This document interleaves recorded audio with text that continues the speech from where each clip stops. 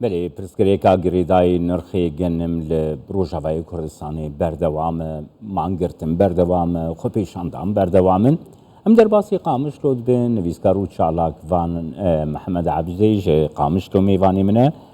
سلاف بوت ککی محمد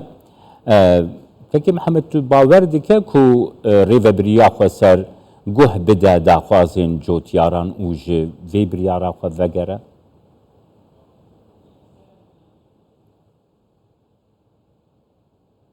بله دەستپێکی دەم باش سلااو ڕێز جووە و هەمی بینەرن کوردستان 24 سلااوش بۆ vê نۆرمالاوای تایبەت لەسەر نرخên ئازانکردنا گەنم براستی وەک پرساوە هێویە me براستی ملەتê me کوردستانە سووری de bêhêvî bûye ji rêveberiya xwe ser ji ber beriyan hat xwestekên vî gelê ha hebûn beriyan ha سر بهاکرنا نرخên mazotê birastî bû cihê pirsgirêkê gelê Kurd di Kurdistana Sûriyê de bajarê Qamiş û hemû bajar û bajarokên Rojavayê Kurdistanê derketin xwepêşandana bi roja bi heyva derketin ji bo got erzan bikin lê mixabin ev rêveriya henakê ticarî berê xwe neda dengê vî gelê henakê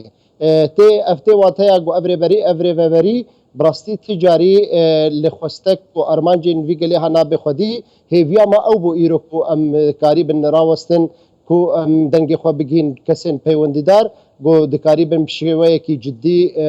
لسر وی بریارا خو وگرن و کاری بن بریارا خو سراس بکن ککی محمد سی و یک سند دست نشان کریه ریو بریا خو سر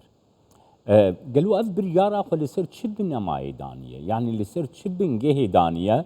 کو واتو دبینه کو جوتیار گلک ناراضی نجبر بیه که کرم کرده کنه ده برپرسه بره و بریه ای چاندنیه درکت وی آمه جکرگو او بهای گنم دیگه 29 سنتان سر کسین جودکار براستی او بریار اختدام اختاد بشه 29 سنتان جبلی نخوشی گود جوی گنمیر درد کبن جبلی گوم تف دزانن نخوشی گول وی گنمی هانا که درکتنا براستی زیانه که گلکی ما زندگین دیگه اف تی واتیا گو اف کسی جودکار گو مایا ساله که جه هاوینا ورزه پار و حتی ورزه ای سالی لهیویا چاوینا که چاوی وی مالباتا وی زاروکی وی لهیویا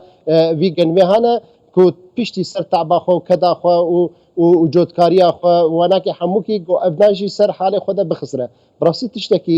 تشتکی بریارک نه حق در حق با جودکارا ده نه بس تنه ام دکارن به بجم کارن بجن بریارک تنه زرار دگینه باجار تباهیش بر تف دزان وگو خلق دزانه اف منطقه ما اف باجار ما تیب نافکرن باجار جزیره اف جزیره هناك اعتماد ويا گشتي لسر چاندنیه وقتا جیانا چاندنیه او بهای چاندنیه و گنم و هر وهان بیجن اپ دیوی اندیجی بکه مدرسیه ده براستی ابنا براستی جهه نکیف خوشیه الجمگل ما دفاقو بشكل كي بشوي كي جدي جو سراستن او بهاي كي جاو جوي جن معنا كي سي يكسنت براستينا او بهاي جنجاو جوينا كيرا بار 2023 نرخي جنم 43 بو ام دكانم بيجن 2022 نرخي جنم 55 سنت بون ايصال تبي بقاسي حموكي من نرخي جنم سي يكسنت براستي ابناكي جيانا چاندي نیه دخه مدرسیه ده گو جودکار سالن ورن صدقا بی باویجن صدقا بی پاش ده وگرن گو ویگا باویجن هر وها چه انرژی يعني كي محمد جيبكشين بله كي محمد يعني انه ها لغور داخو يعني كو ريفا برياخ سرد ده بيجي امجي فينر خيغو مدس نشان كريا باش وگاف نافيش يعني الغور آگاهداريين مجي كو مبرگرتنه بيجن قتم غاف پاشا نافيشن 31 سنته و اف جی بریارک راست گو مدایه یعنی تی وی واتی کو یعنی دستلات از خوازم وی کی دست پکی دشتره بیشم کک محمد دستلات یا کو پیوندیاوی به خلقی خوره هیا دستلات کو پیوندیاوی به خلقی خوره نینه نه دستلات کو تمثیلاوی ملتی دکیه یعنی نها لحرما جزیره وکی تکرم کری چاندنی د آساحری بلنده يعني دبارا خلکی چاندنیه يعني ریوبری خوازه بیجی چاندنیه نکن خلکی می روجاوای کردستانی را کرم که محمد بلش خوك مع ما جا بيكر وكيرو سكنا ماي ام جروبا كي چالكوان جواكا سيفيك ايرو دا سيفيل ام دا كتبن كولانا نجبوم في ديار بكن ام ديار بكن اف نرخي اف بريارا وستاندي بريارك نجن جاوا دبا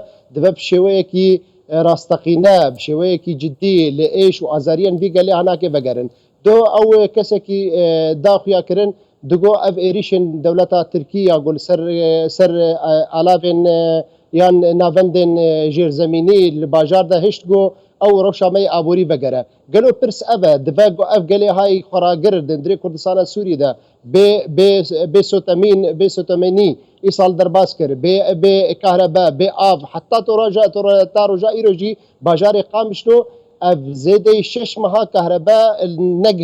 نگی های ده براستی اف ملتی هناکی ام دبیجن دنگی خود گین ویره و بریه کسین پیوندی دار اب ملت هاي گویرو سر وی خاکی خوراگتیا گلو دویگ او باجا ایریشن ترکا دولتا ترکا دینه گلو اف باجا وی گله هناکی خوراگر گل سر خاکا خو تروجا ایرو مایا گوت کاری به جیانا وینا کیا روزانه پی دوین روزانه تبخم ترسیه ده براستی بریارک هیویا ما ایرو امداکتن وقت چاله فقبان کسین مافناس کندی بسکار ام دنگی خو بگین وانا که بریار چوتا گل وی ملت خو بگاش برگو بنگها اساسیات چه و بری که به چه حکومتک به چه کسک به یا اساسی بنگی اساسک گلی و دبل گلی خو بخودی دبل دنگی گلی خو ببیزه دنگی گلی خو بگینه گوی خو گلک سپاس بوده نویسکار چالاکوان محمد عبدی قامشلول گلمه